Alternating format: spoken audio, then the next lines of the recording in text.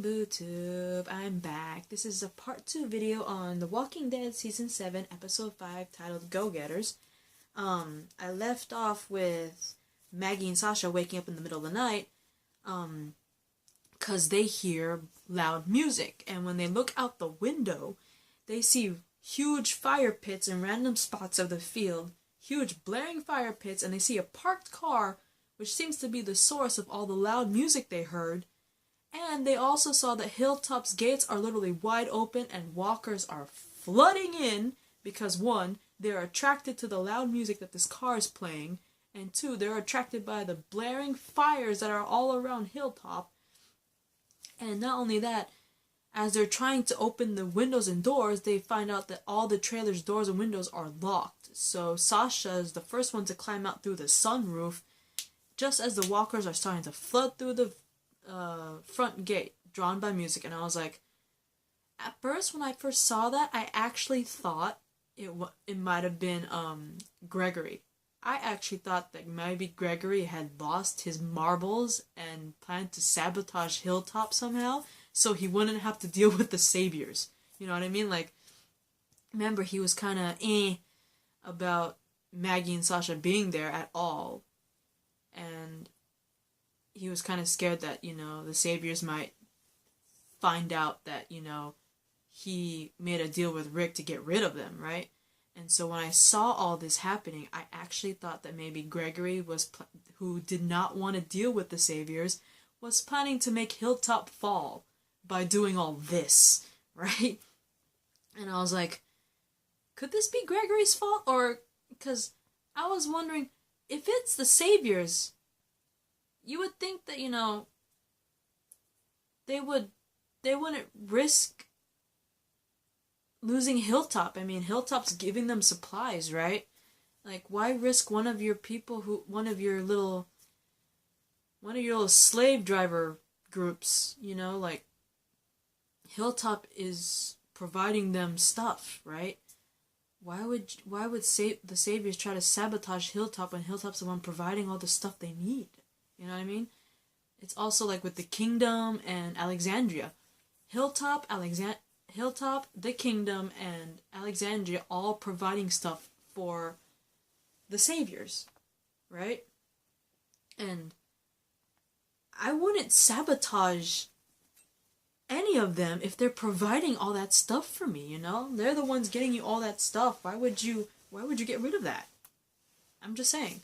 That's why in the beginning, I didn't think that the saviors were responsible. I thought it was Gregory because he didn't want to deal with the saviors finding out about his deal with Rick, and I thought, because of that, he wanted to sabotage Hilltop so he didn't have to deal with the saviors.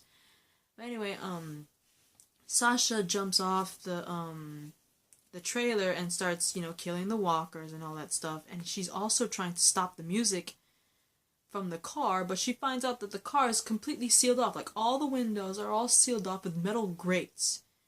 And Maggie climbs up the sunroof and tells Jesus, who's in the that large house place, I forgot what it was, to help Sasha kill the walkers. So you see Jesus and Sasha killing the walkers, and like I said, Sasha can't stop the music because the car is completely sealed off with metal grates. And then she sees a metal hand, literally with the middle finger. It's like one of those, you know how some people like to decorate their cars with, like, stickers or like, even metal things?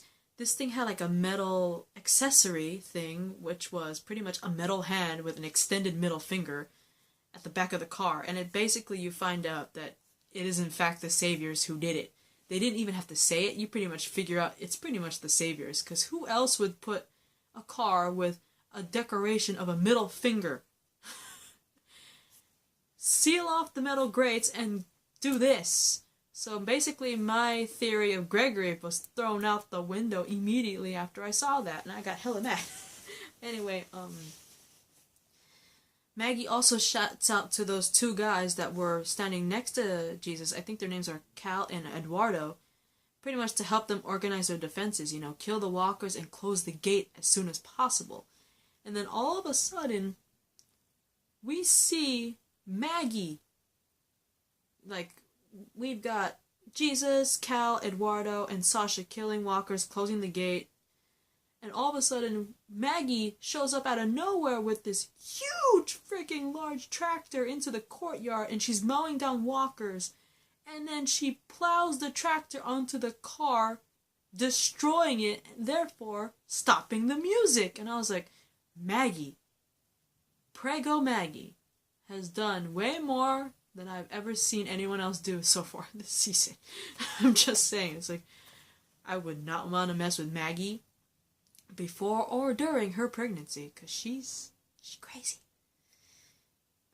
Anyway, we go back to Carl and Enid the next day, and Carl telling Enid that he watched as Negan killed Glenn and Abraham because he needed that memory to motivate him to kill Negan, right?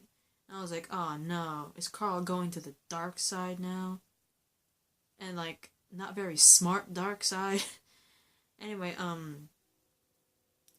Carl ends up finding a backpack on the side of the road, and when he opens it, turns out that they are roller skates, because you see him and Enid holding hands and smiling as they're skating down the road like a typical teenage couple, which I thought was pretty freaking weird.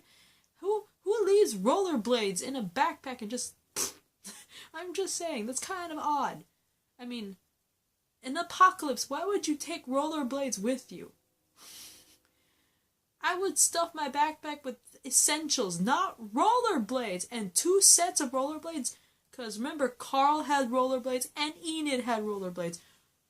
When you're running the apocalypse, why would you stuff 2 sets of rollerblades in a backpack where you could stuff food and water and other stuff, like a first aid kit? 2 sets of rollerblades? Who the heck would bring that with them in an apocalypse? That's just plain stupid. And that's, not gonna lie, that's the most random thing you could ever find on the side of the road. Just saying. But anyway, back at Hilltop, Gregory is all thanking Maggie and Sasha for saving Hilltop, but he still refuses to let them stay. And, he slyly offers to work something out with Sasha one-on-one. I'm like, you dirty behemoth. You know, Maggie, oh my god, Maggie. She basically tells the guy to go to hell, and I was like, burn Maggie versus Gregory right now. But before anything else happens, they end up getting interrupted by the sound of vehicles approaching Hilltop, and it turns out that it is the Saviors. And so Gregory tells Jesus to hide Sasha and Maggie in the closet. He didn't say a closet, he said the closet, so a specific closet. And it turns out that the Saviors that show up, there's at least 20 Saviors being led by the guy named Simon. I don't remember him. I believe he showed up in a previous episode. Please don't kill me if I don't remember. But anyway, the Saviors pretty much drive into the house. I actually remember the name of the house. It's called Barrington House. And in the study, you know, Simon's all talking to Gregory, telling them that, yeah, we were the ones that unleashed all those walkers on Hilltop last night. Pretty much to remind its residents that, you know, yes, we're around, but also the walkers are still a threat. And we are happy to provide a great service by killing every single one of them for you. But we can see that you guys managed to grow some balls because you killed them yourselves, right?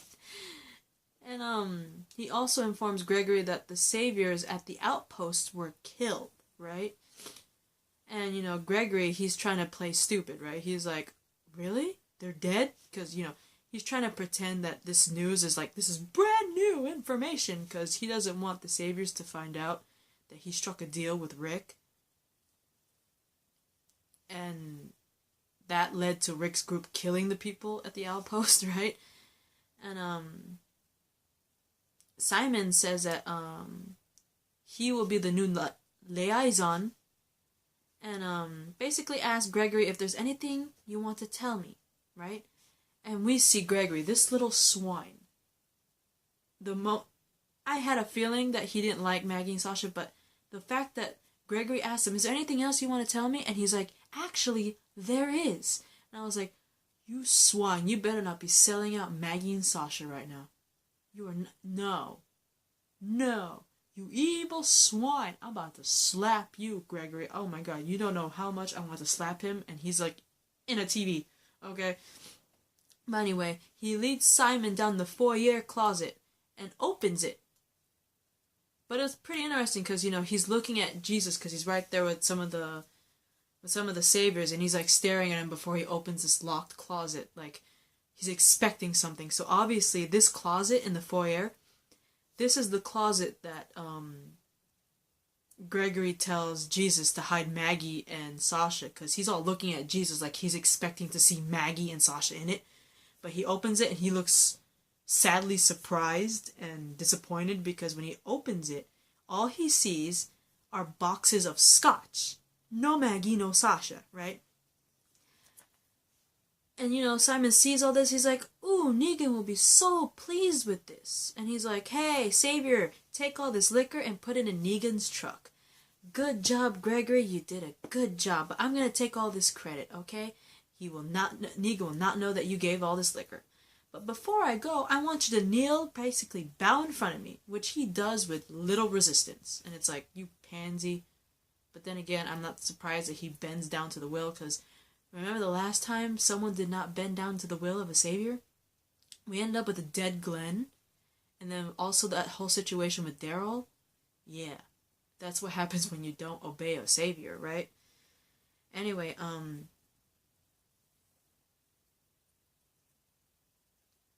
we see Carl and Enid reach Hilltop, and they see the saviors loading up the truck with like half of the Hilltop stuff, right?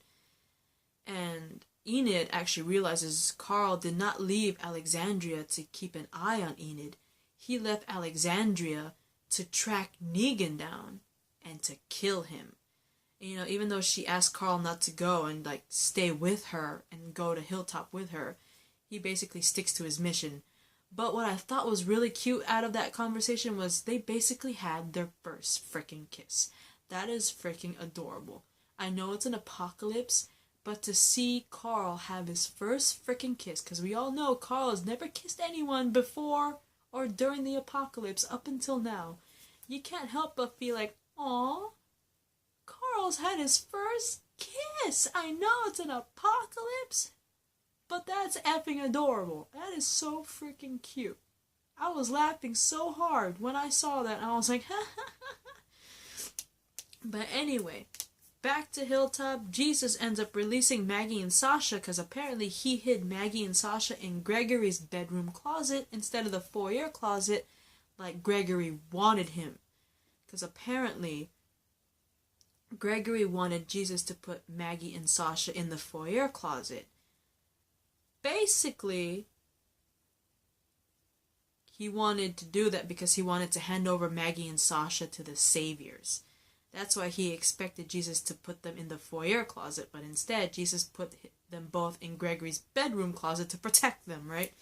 You know, Gregory's all yelling at Jesus for hiding them there instead of the foyer, and, you know, Jesus stands up for once against Gregory and forces him to basically let Maggie and Sasha stay. Because remember, during the episode, Jesus always did what he was told when it came to Gregory, and he finally put his foot down and stood up against Gregory, and he's like, you know what? Maggie and Sasha are staying here, and you're not gonna say anything about it. You're gonna have to deal with it. And I was like, power to Jesus, man. Power to Jesus. And also, Jesus also threatened to reveal Gregory's deal with Alexandria to the saviors, pretty much stripping Gregory of his little plausible deniability. I was like, Jesus grew balls, man. That was beautiful. Also, I love the fact that Maggie stood up for herself, because she's like, you know what? Since I'm going to be here, you're going to start calling me by my name, okay? Not, I forgot what he kept calling her. It's like, not Margaret, or not Honey, not Sugar, not Sweetie. My name is Maggie Reed. And I was like,